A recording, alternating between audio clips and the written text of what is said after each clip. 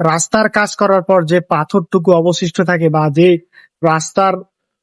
Pitch ঢালাই তৈরি করার পর যতটুকু পাথর অবশিষ্ট থাকে, সেই পাথরটুকু সেই গুপ্তচররা সবসময় নিজে থেকেই নিজের পেটে ঢুকায় নেয় বা নিজের জন্য তারা চুপ করে অন্য জায়গায় রেখে দেয়, বাড়ি ঢালাই দেয়, যে কোনো কাজে ব্যবহার করে। সেই প্রমাণটা আমি আজকে হাতে নিতে পারলাম, যে একজন সরকারি কর্মকর্তা কিছুই জানে না যে একটা কিভাবে চুরি হচ্ছে। সে জানে না যে রাস্তার পাথর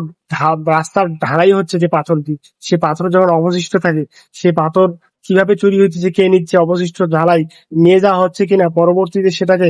আবার অন্য কোথাও নিয়ে যাওয়া হবে কিনা, সে বিষয়ে তাদের কোনো গুরুত্ব নেই, বরং তাদের এতটুকু গুরুত্ব আছে যে যেটাকে এখানে কাজ শেষ হয়েছে ওখান থেকে ওখান থেকে ওইটা শেষ, পরবর্তীতে যেটুকু অবশিষ্ট আছে সেটা দিয়ে যে অন্য কাজ করা যাবে সেটা তাদের কোনো গুরুত্ব থাকে না। রাস্তার কাজ করার পর যতটুকু পাথর বেঁচে গেছে ততটুকু পাথর নিজের বাড়ির ঢালাইয়ের জন্য ব্যবহার করতেছে এক চকিদার, সেটা প্রমাণ আমি আজকে নিজেই পেলাম, আমার নিজের সামনে কথা বলছি। তার মানে বোঝা গেল কি, দেশটাতে সবাই দুর্নীতি শুরু করেছে, কাকে ভালো বলবেন একদম, কেউ ভালো না।